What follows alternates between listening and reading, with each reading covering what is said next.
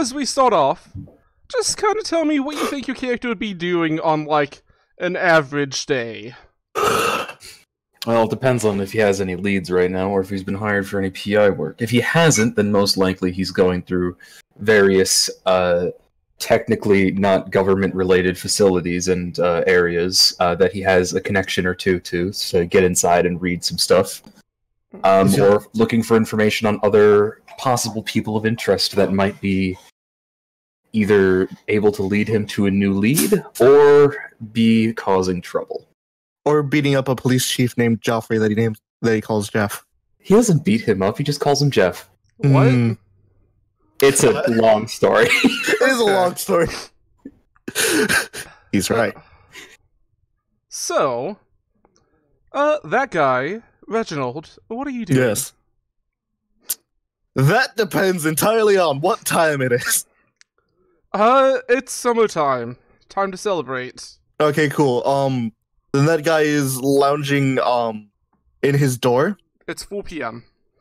Then he's no longer lounging in his door. I have imagined that, he's probably... Since I don't think they let him leave Halo normally. There's a difference between them letting him leave and him just leaving. You're right. Because you Who's do gonna have stop Super him? Speed 4. Like, And the... So except he's probably, for, like... except for Pink Dawn and, like, the other field agents that are the other players, like, all of these normal-ass security guards around here are just normal-ass people. Unfortunate for them. But no, if he can leave, he's probably went to the ocean, because I don't think he's seen the ocean before. Okay, so, using the, telepad, you went over to No, Issue's he's house, using his which- own magic. Oh, yeah. Okay, so you, draw some symbols out, put in the glyph that represents the ocean. Is there a particular place you wanted to go, or do you just kind of want to play roulette with it? He's playing roulette because he doesn't know where this place is. Roll a d100. Nice! Let's go accidentally into the middle of the ocean. Let's go. 57. Okay, so you find yourself on a deserted island. Perfect. It's like one of those places that, like, there's 2 palm trees and the rest of it is just a mound of sand. Well, he's been there before. Oh yeah, goddamn it. So Is he, you like, recognize appears this as, like- place somehow. It's like, I feel like I've been here before. Fair enough. He just like lounges on one of the palm trees as he puts on what looks to be a Hawaiian vest on top of his like suit, some cheap shades, and reaches up to grab a coconut that definitely wasn't close enough to him before cracking it open and sticking on some As you crack open the coconut, you find a letter inside. It's very nice, has that, like, that kind of expensive papery feel to it, and a nice Ooh. seal on the front of it, like, a wax seal with, like, the ring indented on it. It has the symbol of a chicken. On the front of it, it says, "To Reginald." He takes out the I half imagine he just I half imagine he throws the letter to the side and starts reading the coconut. You start reading the coconut. The coconut says, like, you kind of just, like, you don't so much read it as you, like, just put it together, take some lipstick, put it on there, and just start clacking it so it speaks.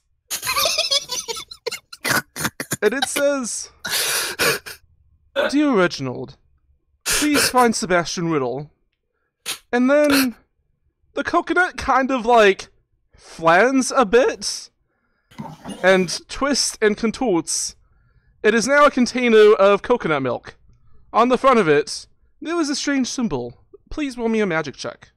Oh. I'm sorry, Cody. Oh no. Do I want to hero point this just because? You I good? do. Yeah, I'm just gonna. There we go. Okay, so So that's a 9. So it is technically a 33. Yes. So looking over it, you kind of recognize it as a symbol for destination. A destination not in this dimension.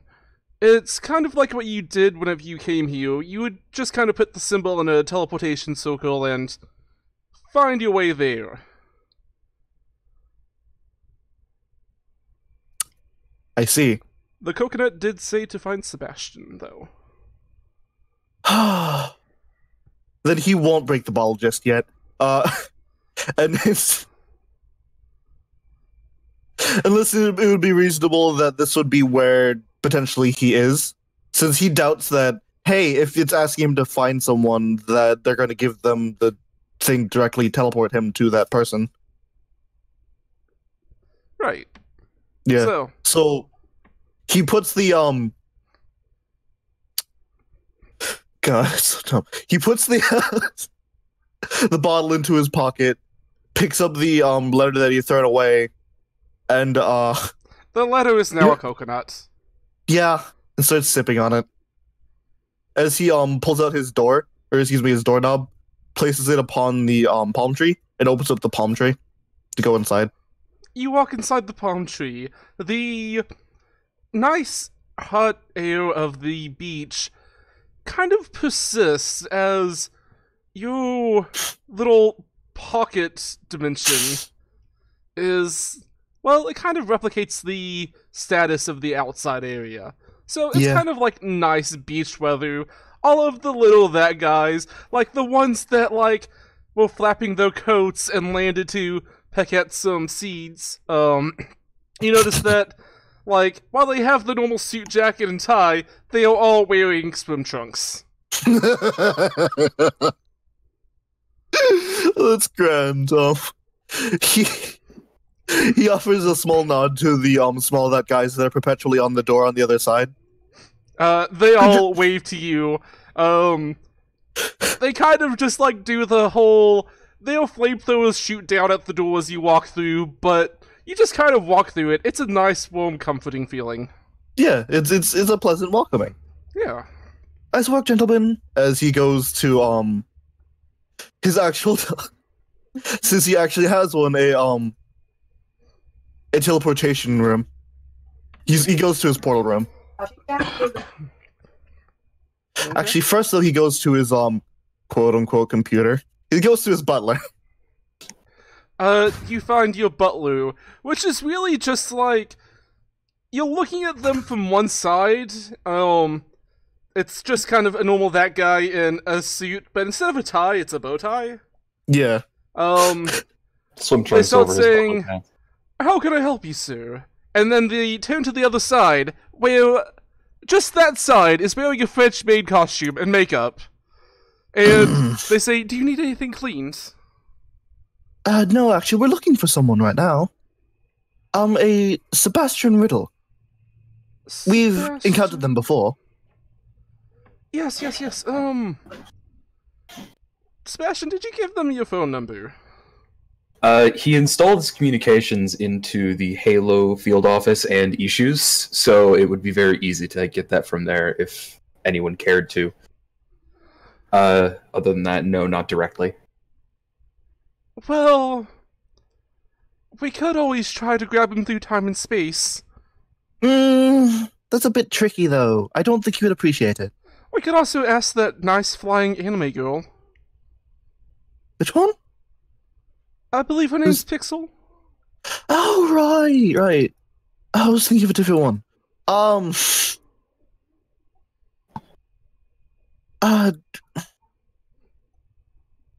Yeah, I guess we could ask her. Alright, I'll warm up the teleportation room. Thank you. You've been to Ishii's place quite often. The different things that you need to hook up to the frequency for his telepad. Not that hard. But he also doesn't have a transmat. There's a fine line between teleportation, magic, and technology. They both basically do the same thing. It's just a matter of how it's performed. Yeah. So, But yeah, he'll. you walk into the teleportation room. There is just like a few hundred that guys surrounding a circle. They all like slowly raise up their arms and bow down. I imagine they're all in like all in like little black cloaks, like as if they're a cult. Yes. And swim trunks. In swim trunks, of course. Like, it's not even like the robe doesn't stop there. It's just like on top of the robe there is swim trunks. Yes. Yes. So they stuffed the robe through the swim trunks. They also had to like probably cut it, like in the back, Like, so that they could somehow keep it fitting just kind of like works out because there's just like they have room to like articulate their legs and stuff through it, and like it's kind of defined. There's definitely the gap between the legs for the swim trunks, but it just kind of goes back down into a robe at the bottom. No, that's fair. That actually makes sense for him. Like, that's how that should work. As he gives them a nod. We're going to Issues Place, lads. Warm them up. Alright, they all just kind of like unhinge their jaws as fire spews forth, twisting and contorting into a flaming portal. Oh god, that's terrifying. Is he very nonchalantly just walks through as if this is a normal day? I mean, it is. It's a very Very- average day. As Yeah, it's you fairly walk average. through, it's simply kind of like a tunnel of fire. As you walk through, reality as it is around you burns away and is replaced by the reality of Issues skyscraper.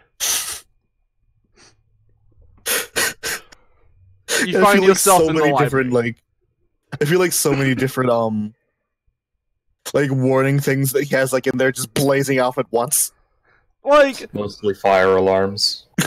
yeah, there's a few fire alarms that goes off. There's also, like, Issue has kind of upped security a little bit since last time because of Psycho. So there's a few guns that pops out of the walls at you. Oh, hello. Pixel. Pixel pops up in front of you. Hello, how are you doing today? Hi, I'm looking for Sebastian. Do you know what are those weird box things that everyone carries? Phones.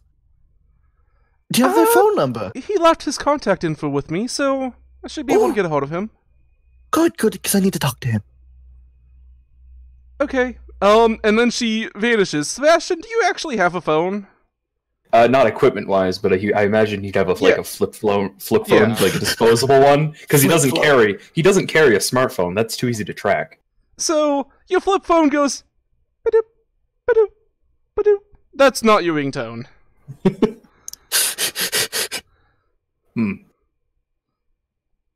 I'm gonna take a guess at Pixel. You kind of, like, look on it. No, he has flips the it open. kind- He flips it open and says that. Yeah, you flip it open. A holographic image of Pixel pops up. She waves to you. Hey, I didn't even know that was possible. I was told to come get you. All right. By who? Reginald, he wants to meet you at Issues Tower. Fantastic. Yeah, I'll be right there. Just not too far away. I also want to point out that, like, for no reason at all, Pixel is in, like, a Hawaiian skirt and, like, the, flowery t-shirts. stuff off. The guy still has his Hawaiian vest and cheap shades on. I mean, Sebastian's ignoring that. He doesn't know Pixel that well, so he just assumes that she does this. That's fair. Alright, I'll be right there. I think I'm only about 7-8 miles out. Should be fine. He focuses and we'll teleport directly into the communications room of Issues Tower.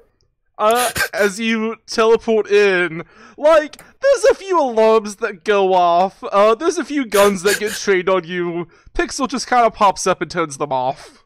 Closes the flip phone. What a pain. You needed something, Reggie? I feel like Reginald is like sitting at a table with the milk on the table and 2 shot glasses. Can you have a drink with me? Reggie, why did you call me here? Well, because I was told to.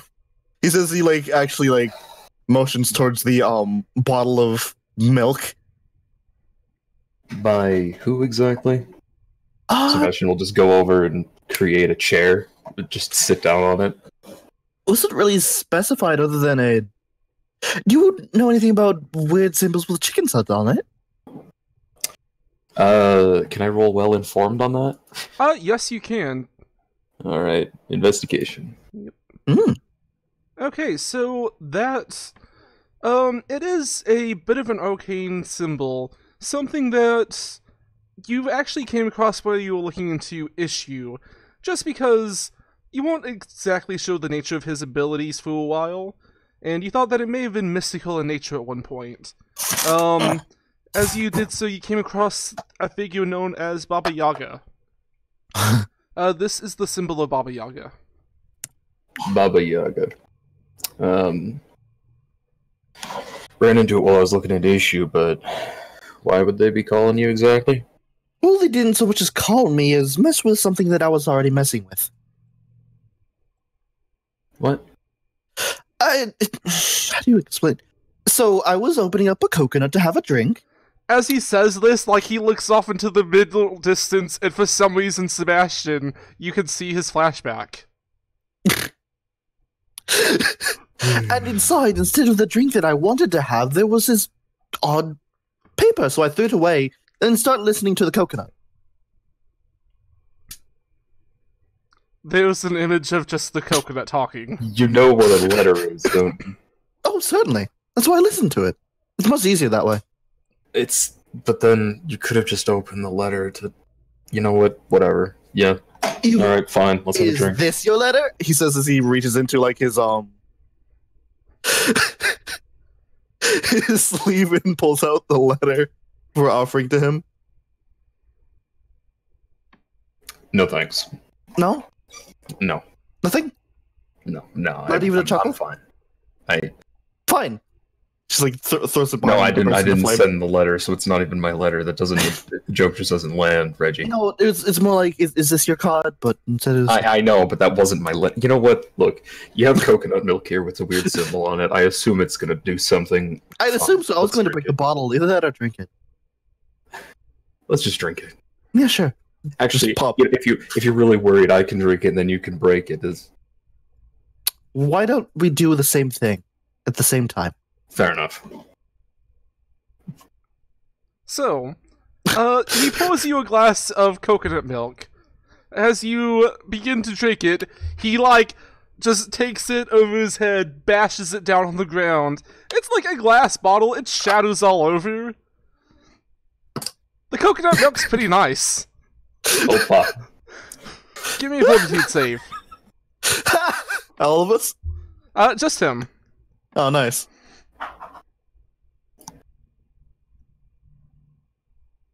For this mission and whatever mission that you are part of next, increase your toughness by 1. Oh, unfortunate.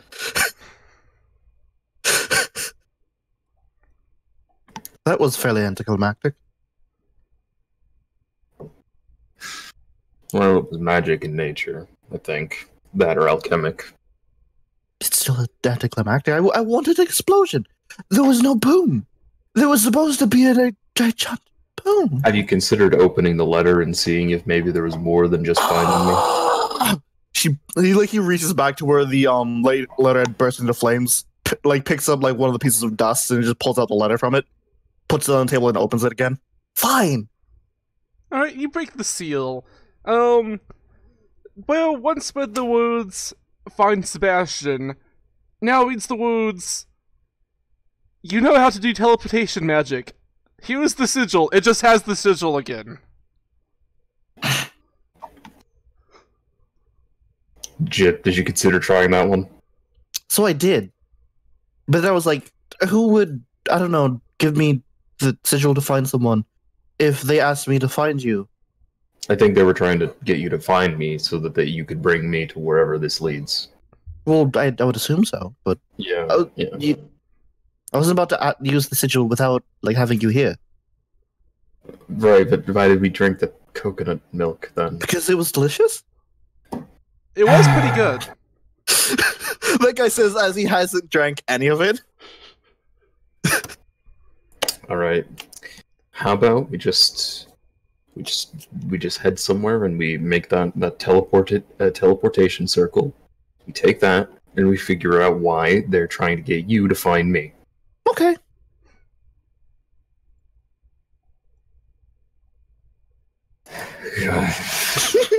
He just looks at you smiling.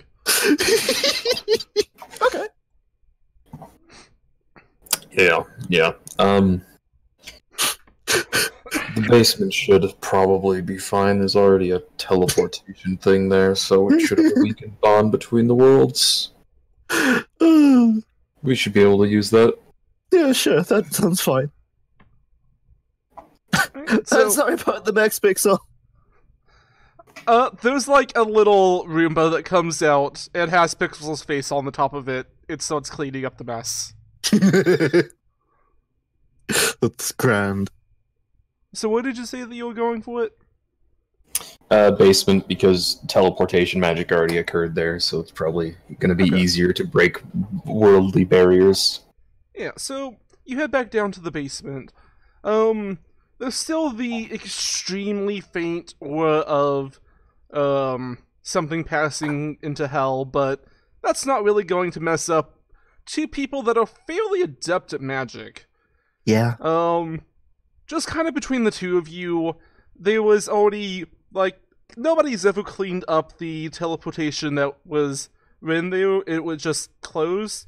You erase a few symbols, redraw the symbol that was on the paper in it, and it is ready to activate whenever you wish.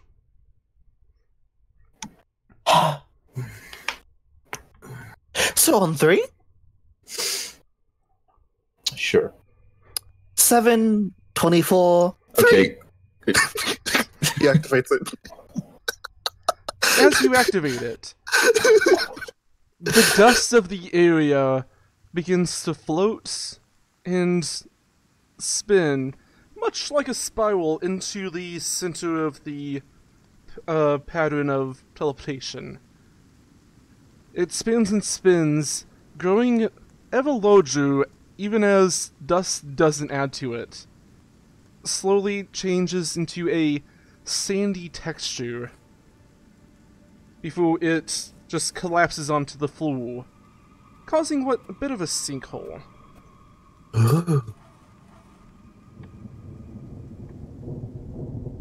The sinkhole stays. You hear a faint rumbling from the other side. Ooh. That's No. neat. For future reference, can you count normal sequence, or are you gonna I could. Are you gonna pick random numbers before 3? I could. You want me to? I would prefer that. Sure. All right. Or, excuse me, he actually says, okay. Just like the same way he did before. Whatever. So are we going in? Sebastian takes out another cigarette, just lights it with a snap. Guess so. Alright, so, as you two enter it, it's kind of much like you go to hop in, it ends up in a winding, twisting path that you just kind of slide down through. Whee! It's not too rough, actually. It's a fairly pleasant feeling, as, like, you think that some people are probably paid to have sand baths of this kind of texture. And in the end, you find yourself standing... Well, actually, let me drop your tokens. Yeah. That kind of helps, doesn't it? A little bit. A little, Hey, there yeah. we go. Let me find... Sebastian. Oh.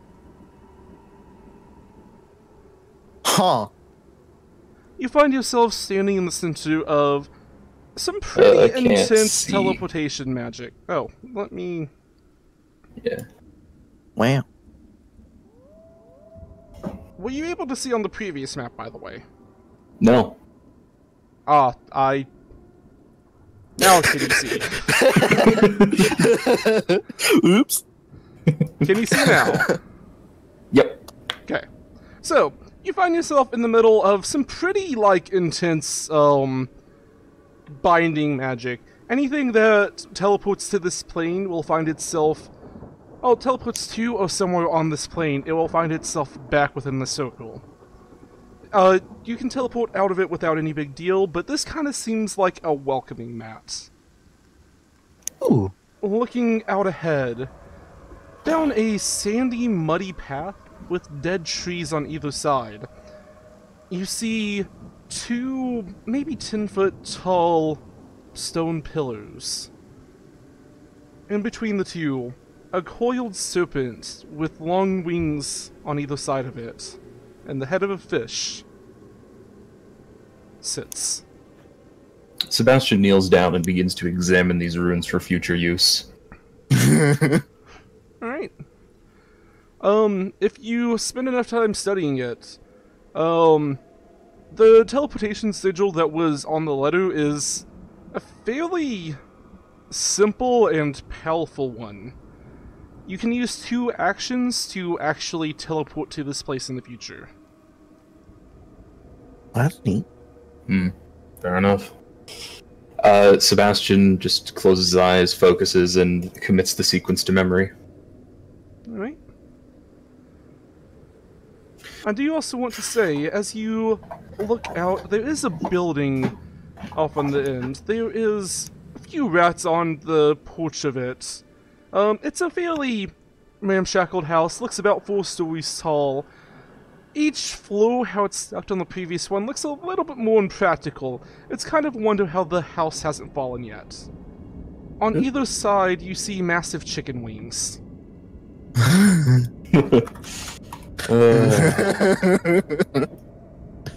This place looks lovely. So then, we heading in? Yeah, I would assume so. Is that our guest or? Hey, I guess we're the giant guest. snake.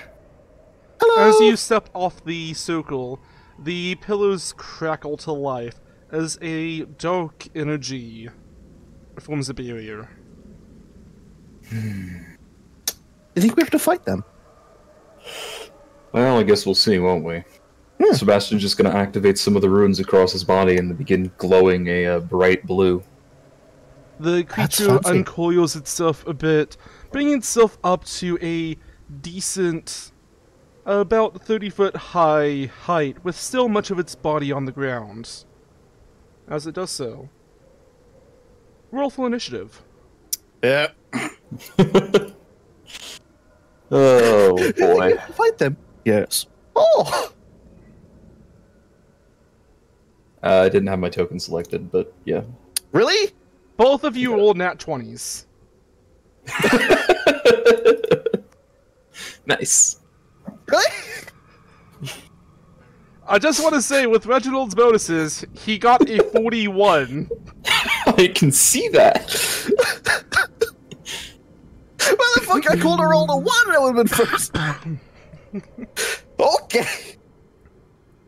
So Well- that guy, as it brings itself to full height, you can kind of tell that there's an intent to fight.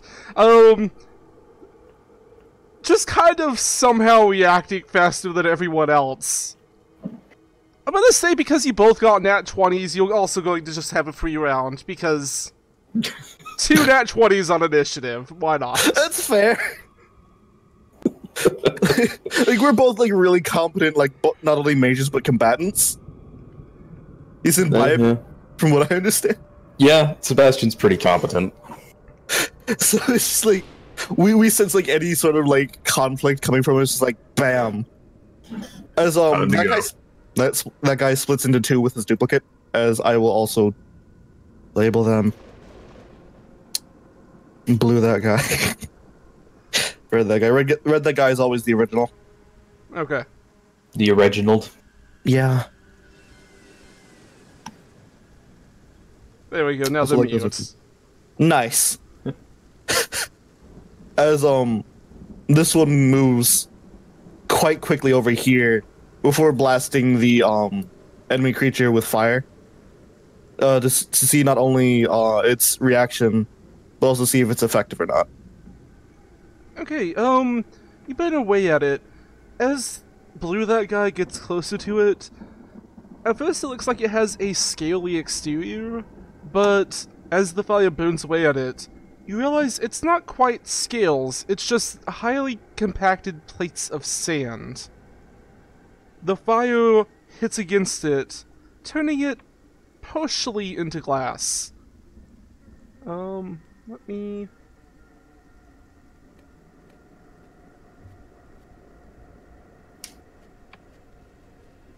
Alright, as it turns partially into glass, it is going to take 1 injury. Then original that guy will attempt to use their affliction on them. Actually, you know what? You know what? He's never really used this before, so he's gonna use instead of the normal just flames, he's gonna spray it with gas. Okay. As he moves up and uses prey. I don't remember what that does. Ah, yes.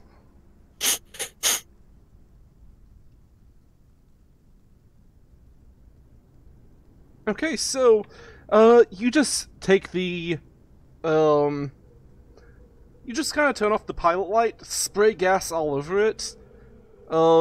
This large area is now just covered in gas. It splatters against the barrier and just kind of falls there, but it's definitely covered the creature. Yeah. And with that, Sebastian. So Sebastian's going to be using his analytical vision to analyze this thing and see if he's heard anything about it before with well-informed. Okay. This creature is known as a Kun. Kun. It is a creature from originally Norse mythology that has fought quite a few Vikings. There was only known to be 4 in existence. A big part about them is they're made of sand, they have the ability to fly, and their powerful wings have been known to blow ships deep underwater to where they can never be recovered. It also has a very powerful shriek. Its normal method of attack, however, is a body slam. Noting this, Sebastian just makes a couple of sigils in the air, moving his variable power over to a linked weaken effect, which he then puts a hand on and will fire a curse barrage. Oh. All-out attack, power attack, curse barrage, by the way, because he doesn't fuck around.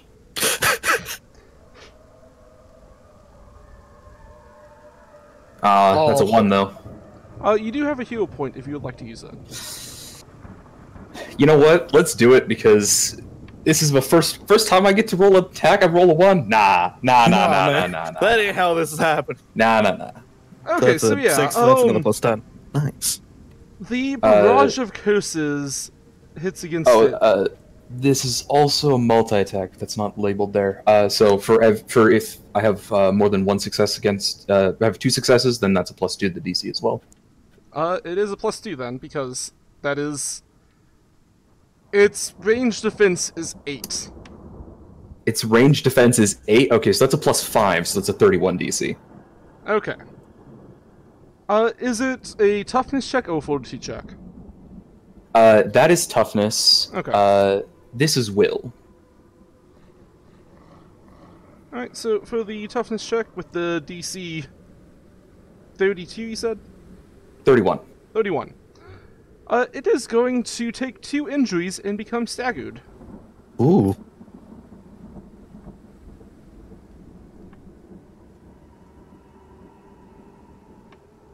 And for the will check, it is A 12. Cool. That is a failure by, is it 1 or 2 there? It's 2, right? 1? Yep. Whatever. Point is, it loses 2 points of strength. Alright. I think. I'll check again just to be sure, but yeah. And with that, because you guys did get 2 nat 20s, and you guys are just kind of like beating up this creature mercilessly. Like, there was like a hint of hostile intent, and like you guys have been in enough fights to know a fight was about to go down, and you just start beating the shit out of this thing. It's just like we're playing Persona 5, but instead of fighting the creature, we just do all-out attack. All out immediately. attack. We started with a knockdown. Yeah. So, Blue, that guy, will also use spray Okay. and spread more gas. So it's now like Alright, Sebastian just kind of teleports over here. Right? He can't teleport, he has to walk, right? Teleportation doesn't He work has to here walk right away now. from the explosion. No, he's just walking over here because he's like, I'm not being near that shit. No, that's fair. yeah. Oh. So he's doubly covered in gas now. There's 2 very distinct layers somehow. They don't just kind of like mix together. There's just like a blue layer and a red layer. It's weird. And then Red, that guy, ignites.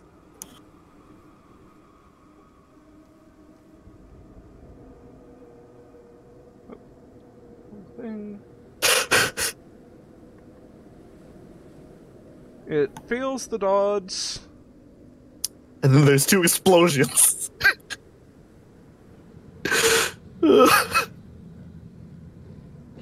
Just kind of describe this to me of how you just turned this creature into a crisp. Okay. So you see the doppelganger as it sprays the creature with liquid that seems mighty like gas, but doesn't seem to mix with the other that has already been like splattered about. It seems to like almost repel each other. Like how you would put water in like oil together, like how oil would never like sit together. As it seems to swirl the original grins as the licks of insanity start to coat their face. They fire, and as the flames touch the creature, an inferno erupts. It's an explosion. It's a very big explosion that seems to almost twirl together in a sort of cone of fire. And as it does so, all that's really left behind of this creature is just a pile of sand. Sand that, granted, seems to slowly be reforming, but it doesn't look like it's going to do so anytime soon.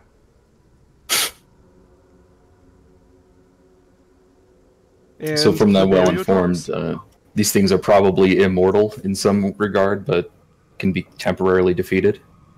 Yes, it takes, it was 2 weeks for them to come back. So, they're also, like, kind of like thinking about it now, while this one did have hostile intent, normally they're fairly docile unless provoked.